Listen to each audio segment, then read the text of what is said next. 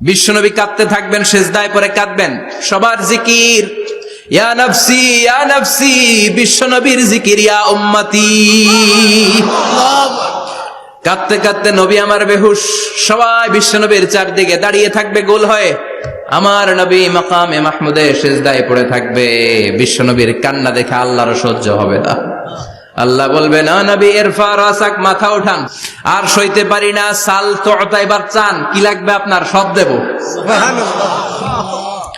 ওয়াশফা তুশাফা, যার জন্য সুপারিশ করবেন তাকেই জান্নাত দিয়ে দেব।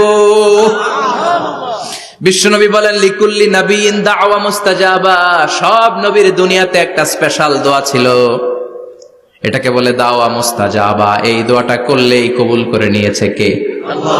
সব নবীর ওই দোয়াটা দুনিয়াতেই করেছেন, শুধুমাত্র কেবলমাত্র বিশ্বনবী তার স্পেশাল দোয়াটা আজ পর্যন্ত, এখন পর্যন্ত করে নাই।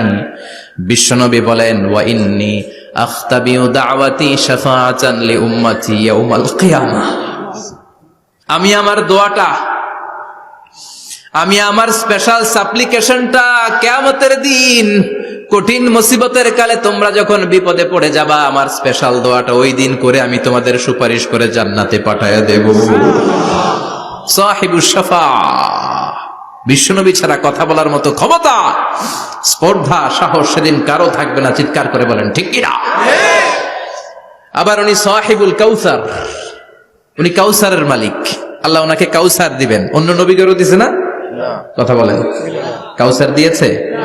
কি মজার পানি, আহলা মিনাল আসাল, মধুর চাইতেও মিষ্টি, সুইটার দেন হানি, মধুর চাইতেও মিষ্টি, আব্রাদু মিনাস সালজ, বরফের চাইতেও ঠান্ডা, আবিয়াদু মিনাল লাবান, দুধের চাইতেও সাদা।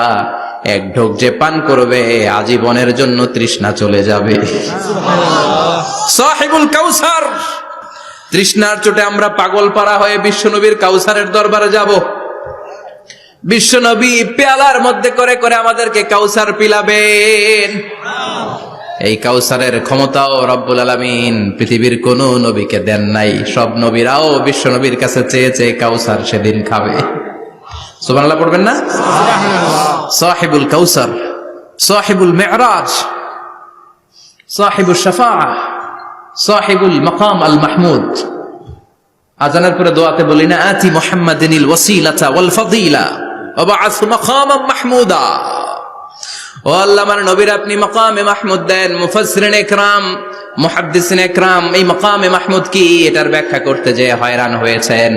কেউ বলেছেন কিয়ামতের ময়দানে বিশাল একটা সিংহাসন, কেউ বলেছে জান্নাতের মধ্যে একটা সিংহাসন, কেউ বলেছে না না, আমার আল্লাহর আরশের পাশে স্পেশাল একটা জায়গা আছে, ওই জায়গাটার নাম হলো মাকামে মাহমুদ।